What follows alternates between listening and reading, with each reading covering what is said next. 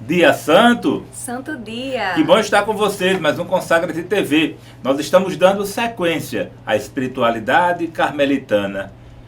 A espiritualidade carmelitana ela é muito rica, muito bela, muito fecunda, muito frutuosa. Veja só, falar dos santos do Carmelo, né? A santidade é para todos. Todos nós somos chamados a ser santos. E os santos não são fantasias. Não são fantasias humanas. Na verdade, os santos viveram de verdade. Viveram num determinado tempo, num determinado espaço. Tiveram uma história pessoal, uma história escrita, uma história gravada. Deixaram suas relíquias. Mas só que eles partiram para o céu, para a igreja triunfante. Mas pela comunhão dos santos, eles continuam a nos auxiliar. Eles continuam a nos assistir. São modelos de vida cristã. Não resumam um santo apenas à intercessão. Não, a exemplaridade do santo, o modelo do santo, muito vai fortalecer o nosso caminho de santidade, né? Esses santos, eles foram vencedores. Eles tiveram grandes vitórias diante das dificuldades que a vida os ofereceu. Alguns até morreram martirizados. Hoje a gente trouxe mais uma vez Luana de Maria, formadora da Fraternidade de Discípulos da Mãe de Deus, ela que tanto carinho tem pelos santos e pelo Carmelo, pela espiritualidade carmelitana. Então, Luana, falar do Carmelo tem que começar falando por Teresinha. Falar por Teresinha do Menino Jesus, a grande santa, né? Tão querida, tão conhecida. Então nos fale, Luana, de aspectos de santidade da vida de Santa Teresinha, essa grande santa carmelitana. Pois não. Bom, Santa Teresinha com certeza você já conhece, né? E talvez seja até devoto dela, não é verdade? Essa santa tão conhecida, tão amada por todos nós.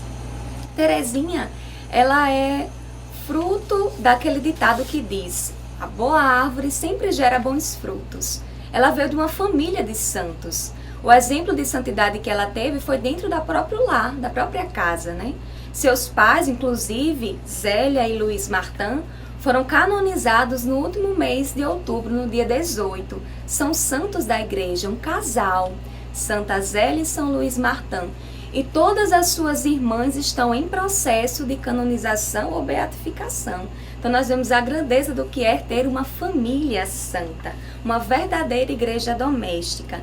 E Teresinha era a caçulinha, a menorzinha das filhas, né? E por isso um pouco mimada, um pouco cuidada demais, não é? Até porque ficou órfã de mãe aos 4 anos de idade. Então a família tomou para si o cuidado daquela pequena menina, voluntariosa, né? Cheia de vontades próprias. Como ela mesma vai dizer num episódio da infância dela, que depois vai marcar a sua vida e a sua espiritualidade. Teve uma vez em que ela estava brincando com uma irmãzinha um pouco mais velha, Celina, e uma das suas irmãs mais velhas, adultas, ofereceu bonecas para elas escolherem. E Teresinha olhou para aquela cesta de bonecas e não se contentou em escolher apenas uma. Olhou para aquilo ali e disse: eu quero tudo. Pegou todas as bonecas para ela. Mas mais tarde ela vai refletir sobre esse episódio da infância dizendo: esse pequeno episódio da minha infância é o apanhado de toda a minha vida. Mais tarde, quando ficou evidente para mim o que era perfeição, compreendi que para se tornar santa era preciso sofrer muito. Então, como nos dias de minha primeira infância, exclamei: meu Deus, escolho tudo, não quero ser santa pela metade.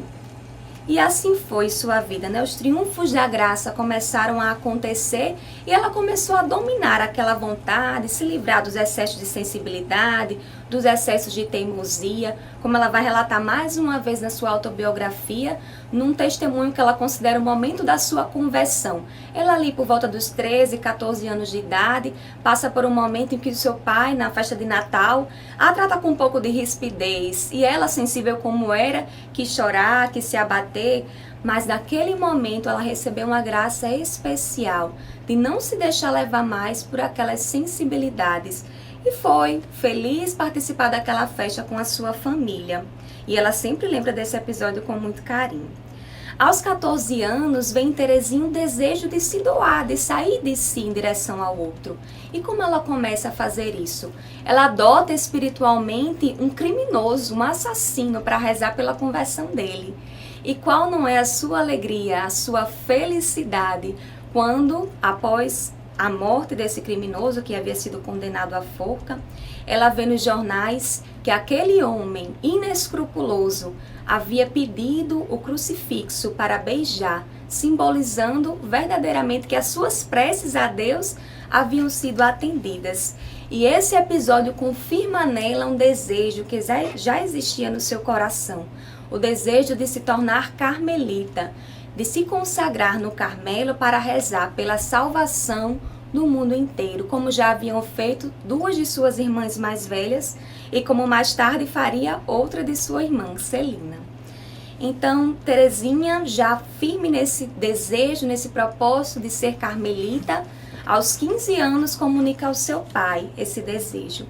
E aquele santo homem acolhe e entrega a sua filha mais nova como mais uma flor para enriquecer esse grande jardim de santos que é o Carmelo.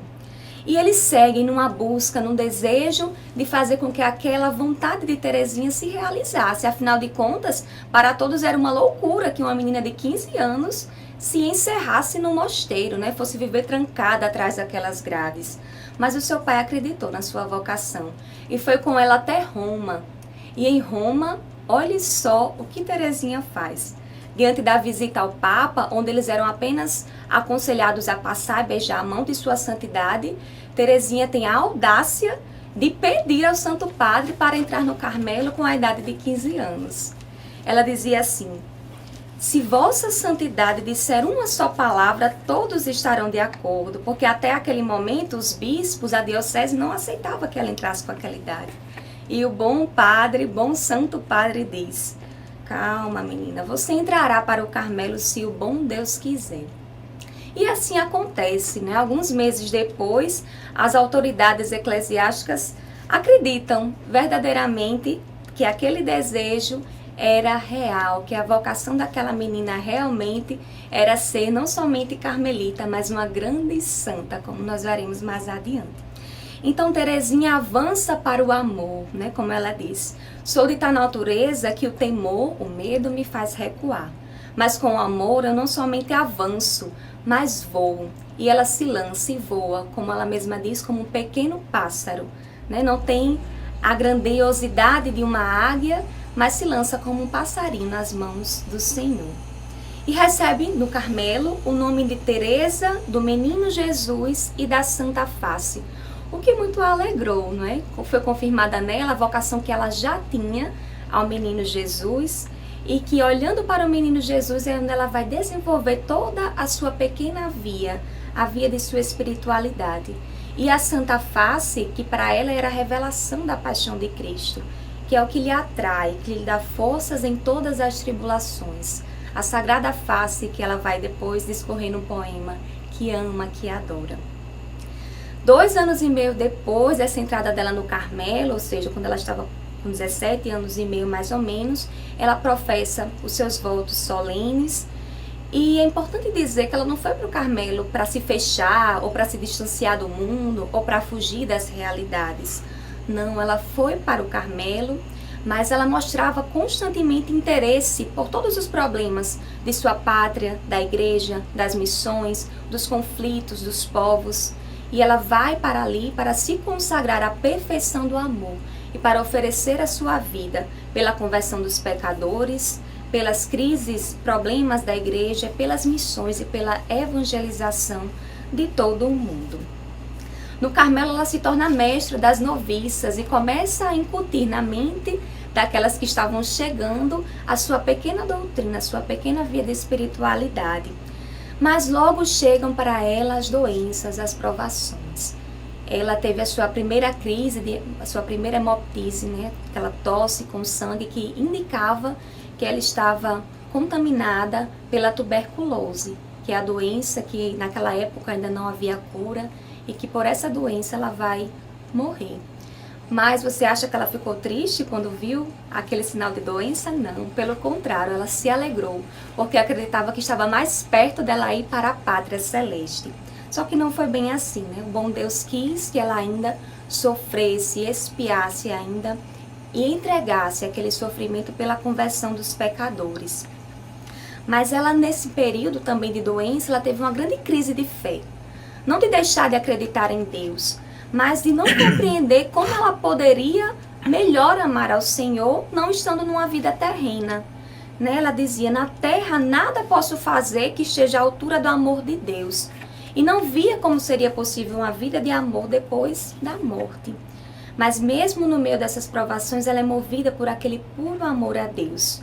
Ela vê que sua vida está indo, mas ela desejava tanto que Deus fosse conhecido e amado. Ela encerrava em si todas as vocações. Ela queria ser sacerdote, queria ser profeta, queria ser apóstolo, queria ser mártir. Ela queria ser tudo, assim como ela disse quando criança. Mas ela vê que naquele seu imenso desejo, ali sim era o seu verdadeiro martírio. E aí ela vai contemplando aquilo que São Paulo fala sobre o corpo místico da igreja. E naquela meditação sobre o corpo místico, ela encontra o seu lugar. São Paulo nos diz, né, que todos nós somos o corpo místico dessa igreja cuja cabeça é Cristo. E contemplando esse mistério, ela vai dizer, compreendi que se a igreja tinha um corpo composto de vários membros, não lhe faltava o mais necessário, o coração, o mais nobre de todos. Compreendi que a igreja tinha um coração e que esse coração era ardente de amor. Compreendi que só o amor fazia os membros da igreja atuarem e que se o amor se extinguisse, os apóstolos já não anunciariam o evangelho, os mártires se recusariam a derramar seu sangue. Compreendi que o amor abrange todas as vocações, alcançando todos os tempos e lugares. Numa palavra, o amor é eterno. Então, no transporte da minha delirante alegria, exclamei, ó Jesus, meu amor, minha vocação encontrei afinal. Minha vocação é o amor. No coração da igreja, minha mãe, serei o amor. Assim ela se define como o amor no coração da igreja. Mas Santa Teresinha é também doutora, porque nos ensinou um guia, um sentido, uma espiritualidade que todos nós podemos seguir para nos tornarmos santos e irmos para o céu, que ficou conhecida como a pequena via, ou a via da infância espiritual. O que consistia essa via da infância espiritual? Numa total entrega a Deus, numa confiança filial e eterna ao bom Pai do céu, pelo reconhecimento de sua ternura. O segredo dessa pequena via é a perfeição da caridade, ou seja, cumprir aquele mandamento que Jesus nos deu, amar a Deus sobre todas as coisas e ao próximo como a ti mesmo. Amar também os inimigos, né? Aqueles que você menos simpatiza, como ela mesma fez. Havia uma irmã ali no Carmelo que não se dava muito bem com ela, mas ela escolheu aquela irmã para ser aquela a quem ela mais devotaria amor e ternura, e assim fez. A originalidade desse caminho está em propor aquilo que de mais evangélico há, o mais simples, livre de complicações, livre de coisas extraordinárias.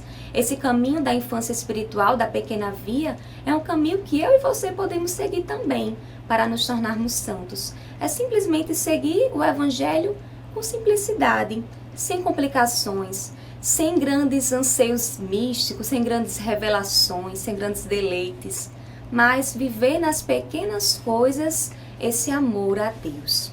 É o caminho que todos nós podemos percorrer. E ela aponta aquela que bem soube fazer isso, a Virgem de Nazaré.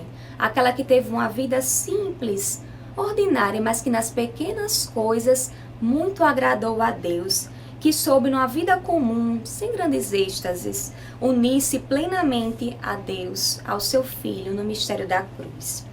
Então, Teresinha, continuando, após um longo período de aflição, de agonia, com aquela doença, aquela tuberculose que a impedia de bem respirar, ela chega ao fim de sua vida e parte para o céu dizendo as suas últimas palavras: meu Deus, eu vos amo. Seus escritos, pouco tempo depois, são publicados pela sua irmã e logo se tornam célebres ao redor do mundo. Ela foi canonizada e declarada padroeira das missões pelo Papa Pio XI, que não teve medo em declará-la a estrela de seu pontificado. E foi ainda declarada doutora da Igreja por São João Paulo II em 1997, no centenário de sua morte. Mas, como ela mesma disse, foi para o céu para continuar a exercer sua missão.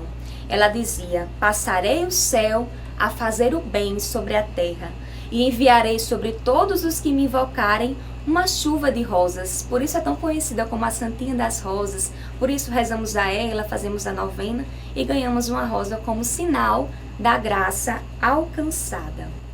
É isso, então vocês que estão nos assistindo já viram que Luana de Maria é devota de Santa Teresinha.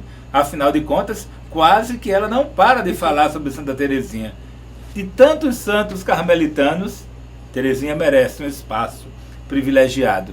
E é isso que nós desejamos fazer. Um tempo para que vocês entendam mais sobre Teresinha. Sua pequena vida, sua pequena infância, seu caminho de santidade, que Luana, de uma forma resumida, nos trouxe. Mas os santos do Carmo são muitos. Tem santos no Carmo como estrelinhas no céu. Veja só, é uma multidão de irmãos, desde os eremitas do Monte Carmelo, os mendicantes da Idade Média, missionários, evangelizadores, mestres, pregadores de universidades, religiosos, missionários que colonizaram novas terras, né?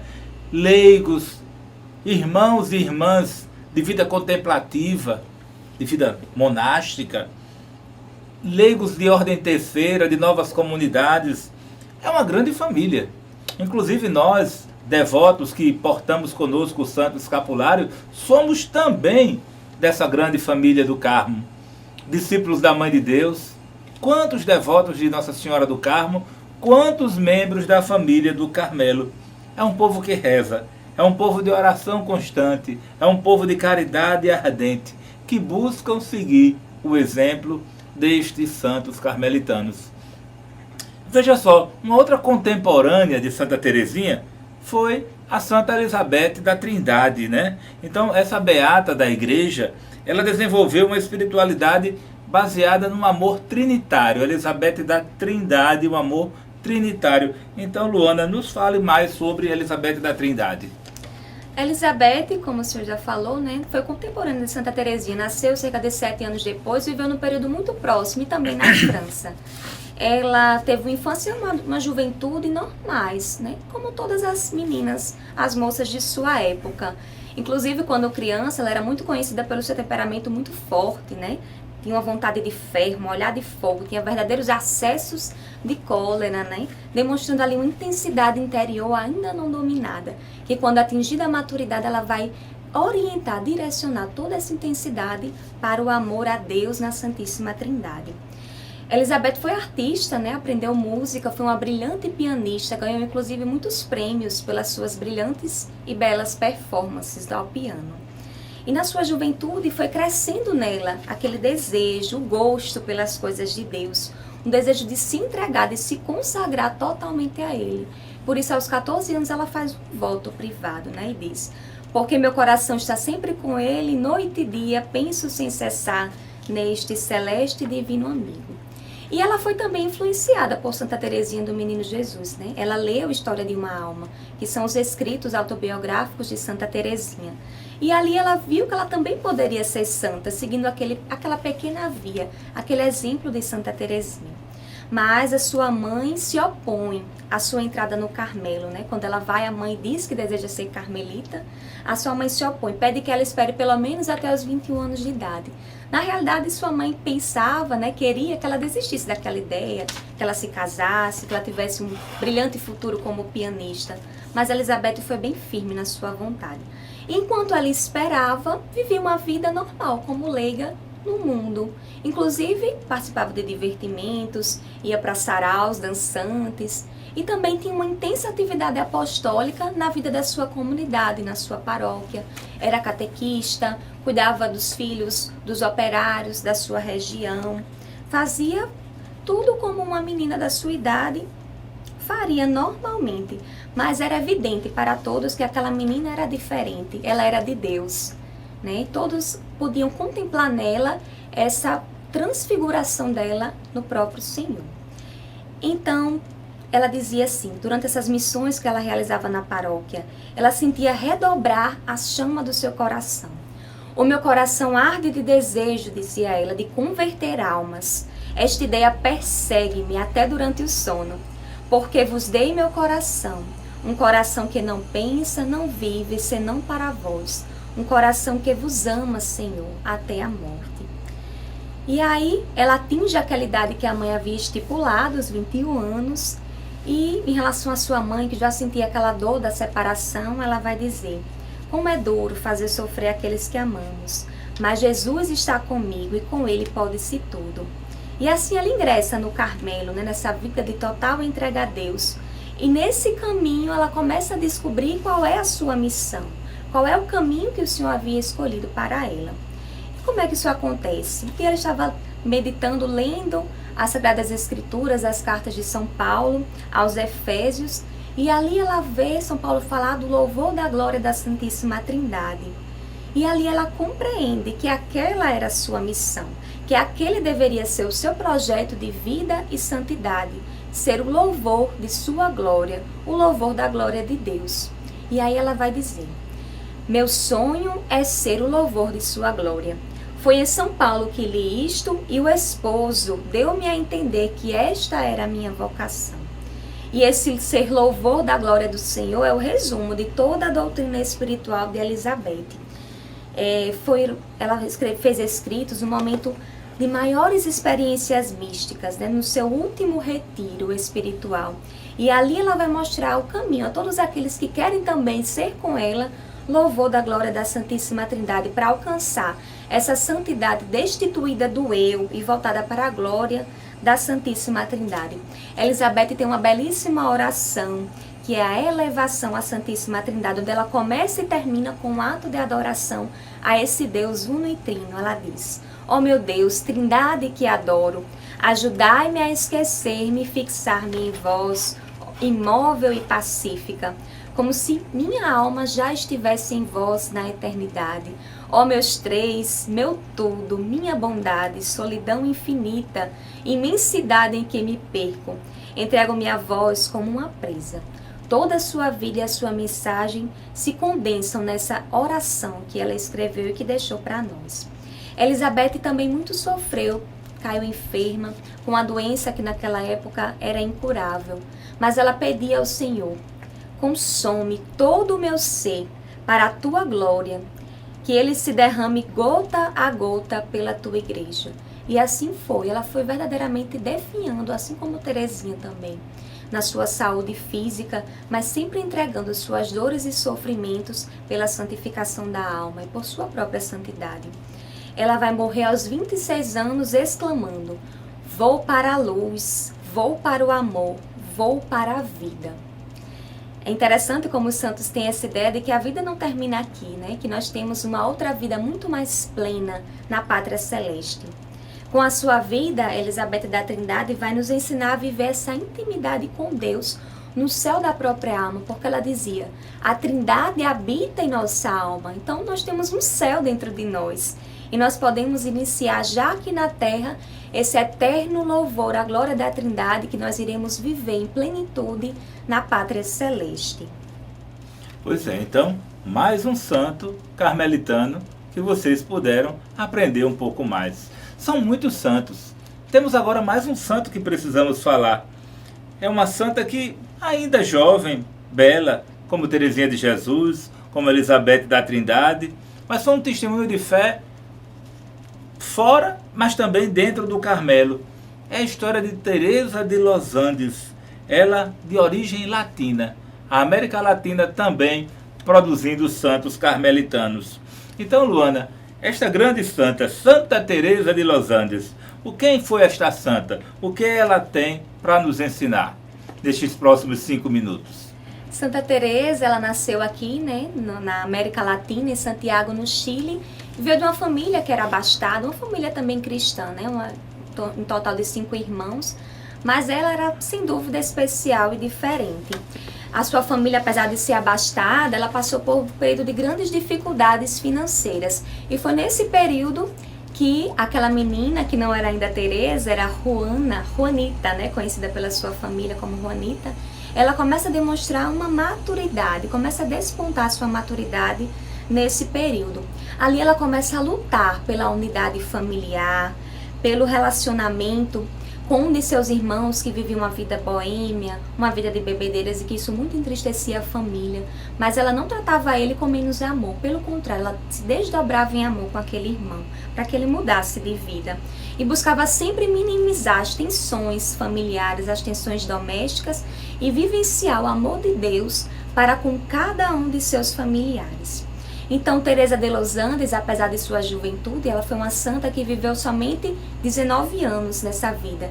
E também viveu um curto período apenas no Carmelo, somente 11 meses.